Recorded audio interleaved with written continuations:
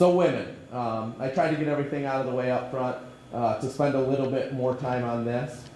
Where do women get their health insurance? This is broken down between nationally and here in Michigan. I'm not sure if you can see it, but 62% in Michigan get insurance from their insurer or their employer. 6% get it individually. 14% are on Medicaid. 2% have another option, and 16% are uninsured. So the goal of this law is to go towards prevention. All insurance plans are required to cover these preventative services without co-pays or deductibles. Mammograms, pap smears, hepatitis B screenings, blood pressure and diabetes and cholesterol, and counseling for things like quitting smoking, losing weight, healthy foods, depression, and reducing alcohol use. So some good parts of this law that a lot of people aren't talking about. Other things for women. The pre-existing condition thing for women was so out of control I didn't believe some of the things that I read. Women could be denied coverage for having breast cancer or cervical cancer, for having been pregnant or having had a C-section. That was a pre-existing condition. You could have been denied. And one of the worst is for being a victim of domestic abuse. We have heard stories of women who, once they got sick, a common practice in the insurance industry used to be going back through your files and seeing if you made any mistakes on your application, if you didn't tell them about something. And they could find a trip to a therapist that if you didn't tell them about, they could use against you and say, you never told us about this, that's a pre-existing condition, we're gonna cut you off. And it doesn't matter that you've paid all your premiums up to this point, you have a pre-existing condition and you're no longer eligible. Well, that's out the window, finally. I believe it was August 1st of this year that went into effect. And also, insurance companies won't be able to do what's known as gender rating, where they charge women 1.5 times the same thing that they charge men for the same exact policy. It's not men's fault that they don't use the insurance, and it's not women's fault that they do use their insurance. But they shouldn't be charged more for the same exact product. It doesn't make sense. They can't do that anymore. So I keep talking about August 1st. It got a lot of attention this year because of the contraceptive coverage that's now has to be covered with no co-pays or deductibles. And that's not just the pill. It moves beyond that. The NuvaRing and these other options that are available for women that a lot of times have cost a lot more than just traditional forms of birth control. But there were 8 different things that went into effect that day that didn't get talked about, like the HIV screenings, the annual Well Woman visit, where you can have a conversation with your doctor about a plan to stay healthy for the year. Doctors don't have a lot of time, and so to get some one-on-one FaceTime and get it covered by your insurance company is a big deal. Without a copay, especially for some of these things that women would never get into the doctor to see them. Breastfeeding support, supplies and counseling, another big thing. The breast pumps that I was learning about often cost a couple $100 or $50 a month. A lot of low-income families, they can't afford that. There's no way they could spend $50 extra a month for something like that. It's covered now as of August 1st. Domestic violence screenings as well. So this is true for all plans that went into effect after the law was passed in 2010. There are some still grandfathered plans. As soon as those plans change, much of anything, they lose that grandfathered status. But I would encourage people to check with their individual plan to see if these have gone into effect. If you bought your plan after the law was enacted, March 21st, I believe, of 2010, it should cover these new things, but I would recommend checking with it. Yeah, I have a few questions. One big issue right now in our community is that a lot of plans won't cover Mirena because they doubled their price in the last couple of years, so it's like $700 or something for the device. And I guess a lot of people get them removed, or enough people that insurance companies don't want to pay for it. So a lot of insurance companies will insist that before they'll pay for Mirena, you have to fail at least 2 other forms of birth control. That means you have to get pregnant or find it intolerant to use 2 other forms of birth control before they'll pay for Mirena. So is that included under contraceptions without a copay? I heard that it was. Okay. About 6 months ago. Okay. So I would imagine that it is included. When do you think you might know that for sure?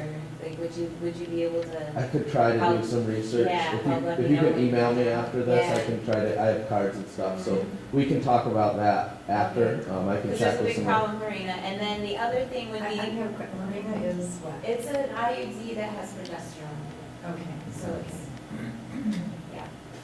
We're taping this, and I just so our viewers will know what Marina, because I didn't know what Marina was. It's a brand name, so, but it's different than other IUDs because, like the copper, I think some of the other ones don't have the progesterone in them. Okay, so this has progesterone, does that make it more controversial or Well, something? it because makes of this? it, like, some women prefer it because a lot of women that are on it don't get periods. Okay, So, like, one of the side effects of an IUD is that sometimes your periods are more painful.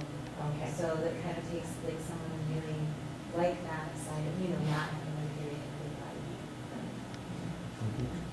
And another question was, when it comes to breastfeeding support and counseling, what are the parameters of that?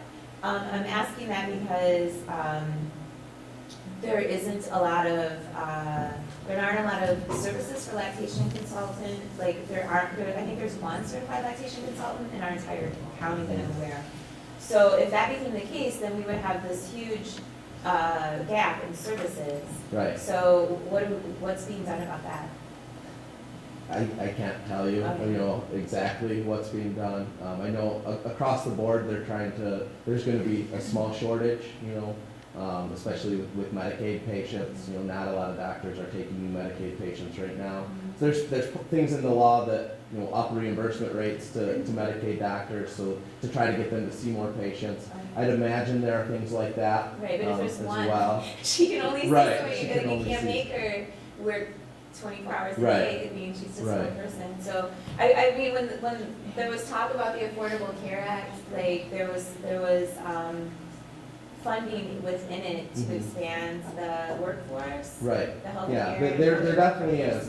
There's a lot of loan repayments for people that do go to work in underserved areas, which people would be surprised there are much more underserved areas in this state with, 1 or 0 OBGYNs, things like that. Yeah. So there is money in that, and then there's money for helping pay for college to Right. increase the racial diversity of doctors, things like that. So there are a lot of loan repayments and forgiveness things for people trying to come into the workforce, because they're trying to get more folks, because we're gonna need it. If we're covering 30 million people in this country that don't have insurance, we're gonna need doctors that can cover 30 million more people. I have one more question about contraceptives, Yeah. because right now we have Plan First, that's Mhm. the Medicaid benefit waiver just for family planning, just for women. Mhm. And I was wondering now, with all of these women that are going to be covered by Medicaid that were previously ineligible, what's going to happen to Plan First? Will it still exist for those women that aren't eligible, or will the expectation be that all those women will now be fully covered? I think the idea is that they'll be fully covered. I know some programs are gonna phase out.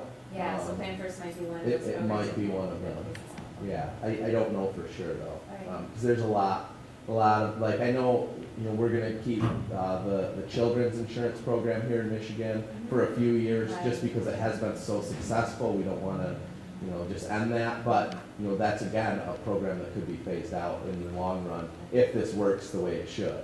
It's really important for me to know, because a big part of what I do is try to educate people about Plan First and get Mhm. people signed up for Plan First. So if Plan First is going away, maybe, should put my energy into Right. educating people about the Affordable Care Yeah, Act. and we can talk again about that. I can talk to some of my policy people to see if they know. So children, how does this law affect children? Like I said, they already can't be denied coverage if they have pre-existing conditions. The yearly and lifetime caps are in effect for them. Part of the essential health benefit package is that vision and dental has to be included for children up to the age of 18. It would be nice to see that for everyone else. That's the law that we have right now. And then something also, children can stay on their parents' insurance up to the age of 26, whether they're in college, whether they live at home, whether they're married, it doesn't matter. If they don't have insurance some other way, their parents do have an insurance plan, then they can get on that plan. There are some retiree plans that won't cover children. A lot of state of Michigan employees that took the early retirement plan, their insurance does not cover their children up to the age of 26. So a lot of people were caught off guard by that when they took that early retirement and didn't know. This has been very successful. It's one of the largest uninsured populations in our country is that 18 to 26. 6 million young adults have been able to either gain coverage or stay on their parents' coverage just by this one aspect of the law, which has reduced that uninsured rate by a couple percent. Something else, these parts of the law that are designed to keep people healthy with no copays, no deductibles, things like the well baby visits, again, where you can plan with your doctor how to keep your baby safe and healthy over the next year. Immunizations, no copay or deductible. A lot of these screenings and tests completely free to the mother and the family that goes in. So that's a big difference for low-income families especially, that if you have to pay a copay or a deductible, you're probably not going to get into your doctor. But now these plans do cover that, so it's much easier to keep kids healthy